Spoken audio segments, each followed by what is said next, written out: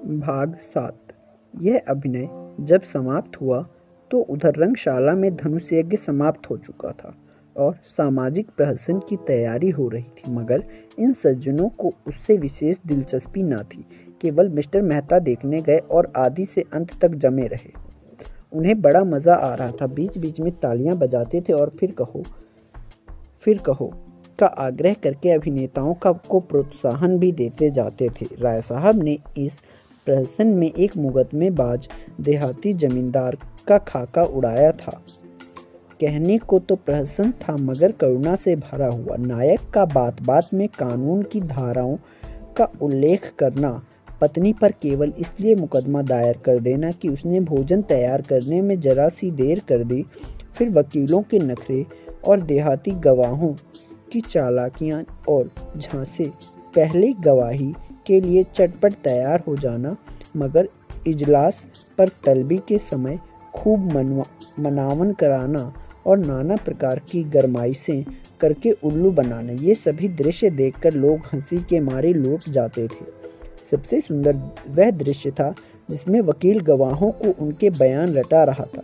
गवाहों को बार बार भूलें करना, वकील का बिगड़ना, फिर नायक का देहाती बोली में गवाहों का समझाना और अंत में इजलास पर गवाहों का बदल जाना ऐसा सजीव और सत्य था कि मिस्टर मेहता उछल पड़े और तमाशा समाप्त होने पर नायक को गले लगा लिया और सभी नटों को एक एक मेडल देने की घोषणा की। राय साहब के प्रति उनके मन में श्रद्धा के भाव जाग उठे। राय साहब स्टेज के पीछे ड्रामे का संचालन कर रहे थे। मेहता दौड़कर उनके गले लिपट गए और मुग्ध होकर बोले, आपकी दृष्टि इतनी पैनी है, इसका मुझे अनुमान न था। दूसरे दिन जलपान के बाद शिकार का प्रोग्राम था। वहीं किसी नदी के तट पर बाग में भोजन बने, खूब जल क्रीड़ा की जाए और शाम को लोग घर आवें, देहाती जीवन का आनंद उठाया जाए। जिन मेहमानों को विशेष काम था वह तो विदा हो गए, केवल वे ही लोग बच रहे जिनकी राय साहब से घनिष्ठता थी। मिसेज खन्ना के सिर में दर्द था, ना जा सके, और संपादक जी इस मंडली में से जले हुए थे और इनके विरुद्ध एक लेख माला निकाल कर इनकी खबर लेने के विचार में मग्न थे। सबके सब छटे हुए गुंडे हैं, हराम के पैसे उड़ाते हैं और मूँछों पर ताव देते हैं। दुनिया में क्या हो रहा है इन्हें क्या खबर, इनके पड़ोस में कौन मर रहा है इन्हें क्या परवाह। इन्हें तो अपने भूख विलास से काम है। यह मेहता तो फिलासफर बना फिरता है, फिर उसे यही धुन है कि जीवन को संपूर्ण बनाओ। महीने में 1000 मार लाते हो तुम्हें अख्तियार है जीवन को संपूर्ण बनाओ और या परिपूर्ण बनाओ।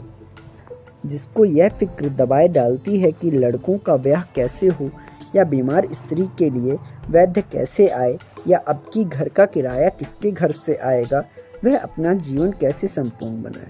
छूटे सांड बने दूसरों के खेत में मुंह मारते फिरते हो और समझते हो संसार में सब सुखी हैं। तुम्हारी आंखें तब खुलेंगी जब क्रांति होगी और तुमसे कहा जाएगा, बचा खेत में चल कर हल जोतो। तब देखें तुम्हारा जीवन कैसे संपूर्ण होता है। और वह जो है मालती, जो 72 घाटों का पानी पीकर भी मिस बनी फिरती है, शादी नहीं करेगी, इससे जीवन बंधन में पड़ जाता है और बंधन में जीवन का पूरा विकास नहीं होता। बस जीवन का पूरा विकास इसी में है कि दुनिया को लूटे जाओ और निर्द्वंद विलास किए जाओ। सारे बंधन तोड़ दो, धर्म और समाज को गोली मारो, जीवन कर्तव्यों को पास न फटकने दो, बस तुम्हारा जीवन संपूर्ण हो गया। इससे ज़्यादा आसान और क्या होगा। माँ बाप से नहीं पड़ती, उन्हें बताओ शादी मत करो, यह बंधन है, बच्चे होंगे, यह मुँह पाश है, मगर टैक्स क्यों देते हो, कानून भी तो बंधन है, उसे क्यों नहीं तोड़ते, उससे क्यों कन्नी काटते हो। जानते हो ना कि कानून की जरा भी अवज्ञा की और बेड़ियां पड़ जाएंगी। बस वही बंधन तोड़ो जिसमें अपने भोग लिप्सा में बाधा नहीं पड़ती। रस्सी को सांप बनाकर पीटो और 30 मार खान बनो। जीते सांप के पास जाओ ही क्यों, वह फिंकार भी मारेगा तो लहरें आने लगेंगी। उसे आते देखो तो दुम दबाकर भागो, यह तुम्हारा संपूर्ण जीवन है। 8 बजे शिकार पार्टी चली। खन्ना ने अभी कभी शिकार ना खेला था, बंदूक की आवाज़ से कांपते थे, लेकिन मिस मालती जा रही थी, वह कैसे रुक सकते थे। मिस्टर तनखा को अभी तक इलेक्शन के विषय में बातचीत करने का अवसर ना मिला था। शायद वह अवसर मिल जाए। राय साहब अपने इलाके में बहुत दिनों से नहीं गए थे, वहाँ का रंग ढंग देखना चाहते थे। कभी कभी इलाके में आने जाने से असामियों से एक संबंध भी हो जाता है और रौब भी रहता है। कारकुन और प्यादे भी सचेत रहते हैं। मिर्जा खुर्शीद को जीवन के नए अनुभव प्राप्त करने का शौक था, विशेषकर ऐसे जिनमें कुछ साहस दिखाना पड़े। मिस मालती अकेले कैसे रहती, उन्हें तो रसिकों का जमघट चाहिए। केवल मिस्टर मेहता शिकार खेलने के सच्चे उत्साह से जा रहे थे। राय साहब की इच्छा तो थी कि भोजन की सामग्री, रसोइया, कहा खिदमतगार सब साथ चलें, लेकिन मिस्टर मेहता ने इसका विरोध किया। खन्ना ने कहा, आखिर वहाँ भोजन करेंगे या भूखों मरेंगे। मेहता ने जवाब दिया, भोजन क्यों ना करेंगे, लेकिन आज हम लोग खुद अपना सारा काम करेंगे। देखना तो चाहिए कि नौकरों के बगैर हम जिंदा रह सकते हैं या नहीं। मिस मालती पकाएगी और हम लोग खाएंगे। देहातों में हांडियाँ और पत्तल मिल ही जाते हैं और ईंधन की कोई कमी नहीं। शिकार हम करेंगे ही। मालती ने गिला किया, क्षमा कीजिए, आपने रात मेरी कलाई इतनी ज़ोर से पकड़ी कि अभी तक दर्द हो रहा है। काम तो हम लोग करेंगे, आप केवल बताती जाइएगा। मिर्जा खुर्शीद बोले, अजी आप लोग तमाशा देखते रहिएगा, मैं सारा इंतजाम कर दूंगा। बात ही कौन सी है, जंगल में हांडी और बर्तन ढूंढना हिमाकत है। हिरन का शिकार कीजिए, भूनिए, खाइए और वहीं दरख्त के साए में खर्राटे लीजिए। यही प्रस्ताव स्वीकृत हुआ। 2 मोटरें चली। एक मिस मालती ड्राइव कर रही थी, दूसरी खुद राय साहब। कोई 20-25 मील पर पहाड़ी प्रांत शुरू हो गया। दोनों तरफ ऊंची पर्वतमाला दौड़ी चली आ रही थी। राय सड़क भी पेचदार होती जाती थी। कुछ दूर की चढ़ाई के बाद एकाएक ढाल आ गया और मोटर वेग से नीचे की ओर चली। दूर से नदी का पाट नजर आया, किसी रोगी की भांति दुर्बल निस्पंद। कगार पर एक घने वट वृक्ष की छाह में कारें रोक दी गईं और लोग उतरे। यह सलाह हुई कि 2-2 की टोली बने और शिकार खेलकर 12 बजे तक यहाँ आ जाए। मिस मालती मेहता के साथ चलने को तैयार हो गई। खन्ना मन में ऐंठ कर रह गए। जिस विचार से आए थे उसमें जैसे पंचर हो गए। अगर जानते मालती दगा देगी तो घर लौट जाते, लेकिन राय साहब का साथ उतना रोचक ना होते हुए भी बुरा ना था। उनसे बहुत सी मुआवले की बातें करनी थी। खुर्शीद और तनखा बच रहे। उनकी टोली बनाई थी।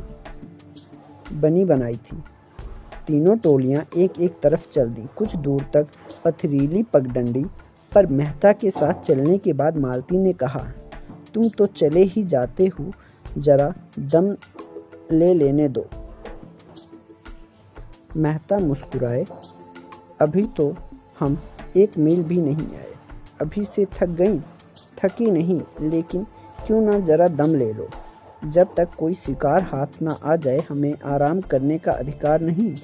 मैं शिकार खेलने ना आई थी। मेहता ने अनजान बनकर कहा, अच्छा यह मैं ना जानता था, फिर क्या करने आई थी? अब तुमसे क्या बताऊं। हिरनों का एक झुंड चढ़ता हुआ नजर आया।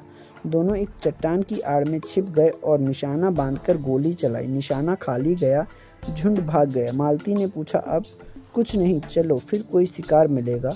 दोनों कुछ देर तक चुपचाप चलते रहे। फिर मालती ने जरा रुककर कहा, गर्मी के मारे बुरा हाल हो रहा, आओ इस वृक्ष के नीचे बैठ जाएं। अभी नहीं, तुम बैठना चाहती हो तो बैठो। मैं तो नहीं बैठता। बड़े निर्दयी हो तुम, सच कहती हो। जब तक कोई शिकार ना मिल जाए मैं बैठ नहीं सकता।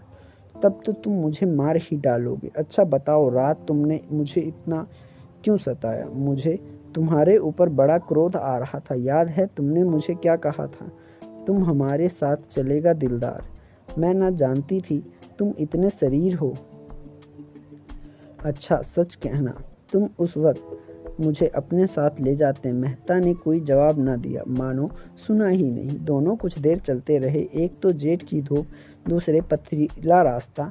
मालती थक कर बैठ गई। मेहता खड़े खड़े बोले, अच्छी बात है, तुम आराम कर लो, मैं यहीं आ जाऊंगा। मुझे अकेले छोड़कर चले जाओगे? मैं जानता हूँ तुम अपने रक्षा कर सकती हो।